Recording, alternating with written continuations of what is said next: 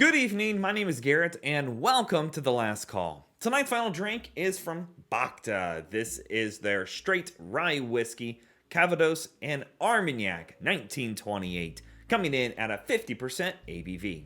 Now, for full disclosure, I reached out to Bhakta for a review sample. They were kind enough to send this over for us to take a look at and a review. So, just keeping that transparency open. All right, I hope you're strapped in because we have some great information to go over on this bottling before we get to the spirit itself. So Bhakta itself is somewhat of a newer company and founded by the original founder of WhistlePig.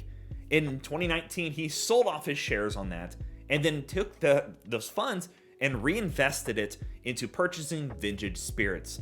Things like rum, Calvados, Armagnacs, cognacs, all those kind of good, very sophisticated spirits. 1928 here is blending to a zenith point. So they tell us when it comes to 1928 that 60% of this is rye whiskey coming from Indiana, 30% of this is Calvados, which is a apple or pear spirit that has been created and aged in Norway, and then 10% of this is Armagnac, which is a grape-based spirit as well, aged and created in Armagnac, France. Good job. And from that 10%, and this is where they get the name 1928, there's actually part of that 10% is Armagnac from 1928.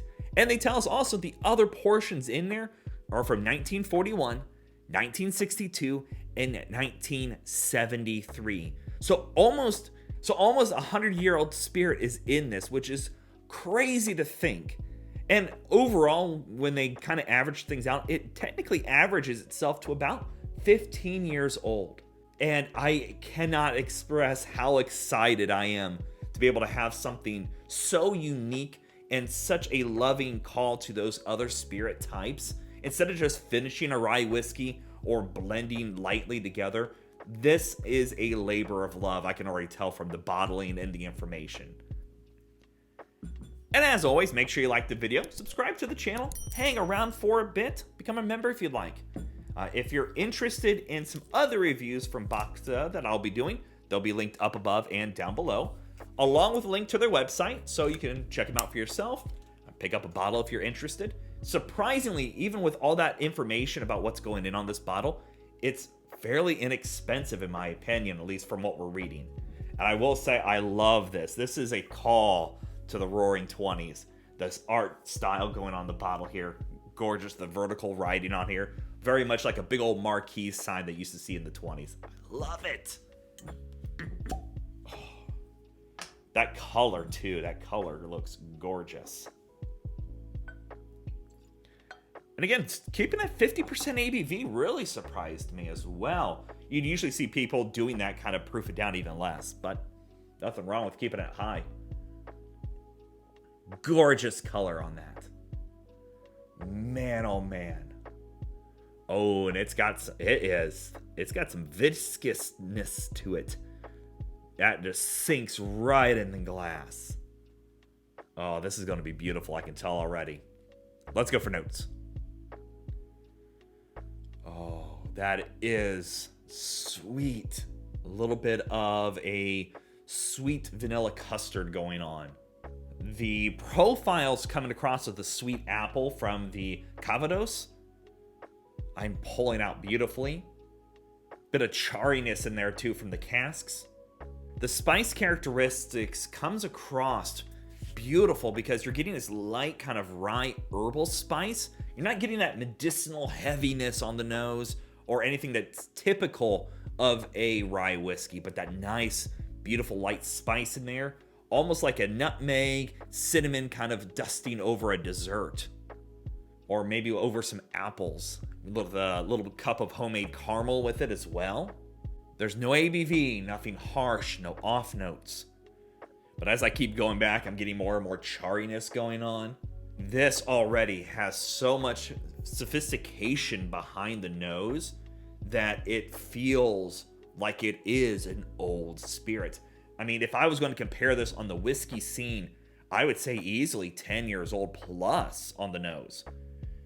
maybe even 12 to 15, even on that. So being that they're kind of averaging that at 15 years old, it really comes across that way.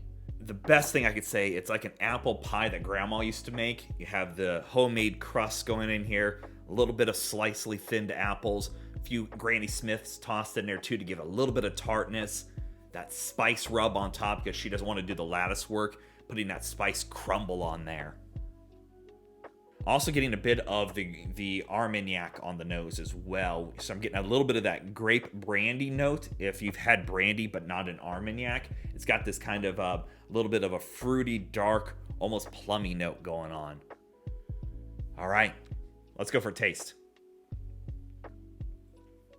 The spice layers rest so gently on the palate. You're getting a lot of fruits, the apple, orchard notes, dark plums, cherry even. The spice layers are dancing with those a bit as well. And there's a bit of that pastry going on in there as well. A light bit of pepperiness, that charriness and oak layers from the cask. Beautiful in there on the very finish. A little bit of light vanillas. Again, for me, I get some nice solid homemade caramel on there too. And it's just rests on the palate. Has a little bit of a drying effect on there, but it's not heavy on that side of things. Just a little bit. Let's go for another sip. It's going almost, it kind of gives me vibes of almost tropicalness. Like if they did a rum finish on that bit of rye that's in here, it wouldn't surprise me because you are getting just this amalgamation of tropical fruit notes going on. The spice layers are there. They tingle on the palate. Has one of the most beautiful finishes I've had in a while, and it's a long finish. Like the bit of spice in there, pepperiness, and for me, you definitely get a lot of that grape influence on here. You get that bit of the custard sweetness in there, kind of helps break things up. I mean, this is the epitome of what I call the mad scientist. Somebody sat down and said, I want to create something unique. And they made it. And they did it with such care and love, and it comes across in the taste.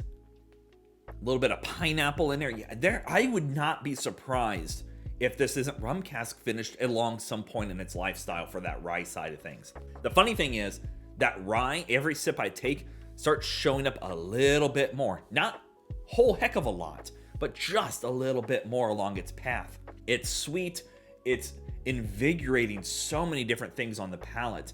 And I could sit here and pick apart this. You could even say things like the cherry notes are more dark cherry. So you get more of the darker, sweeter notes in there. The Granny Smith apples are sliced thin with that bit of tartness and that little bit of sweetness coming from the Red Delicious apples.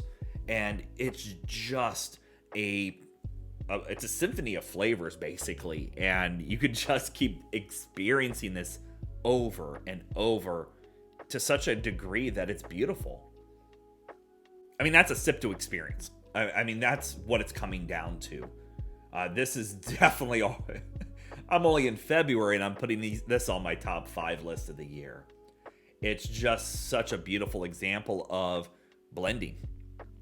All right, let's talk about market price, because we all know market price is market price and it's always going to vary. So you can actually order this directly from Bhakta for $69.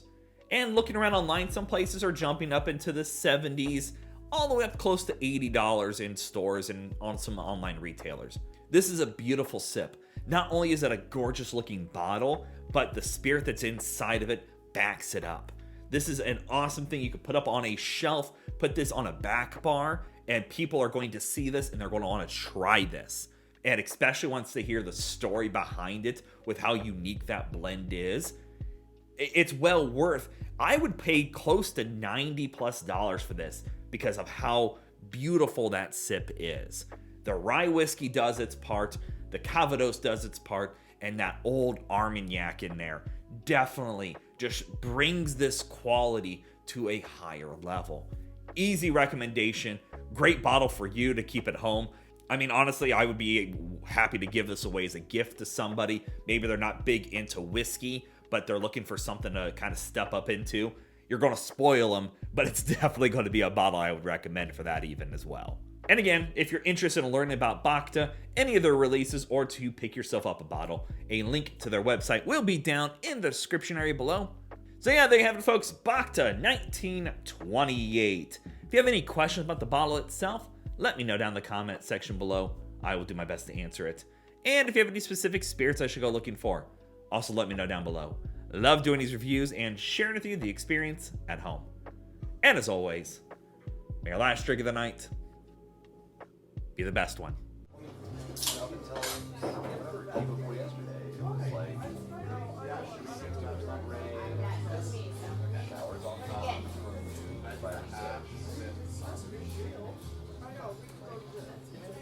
You know, I even like it might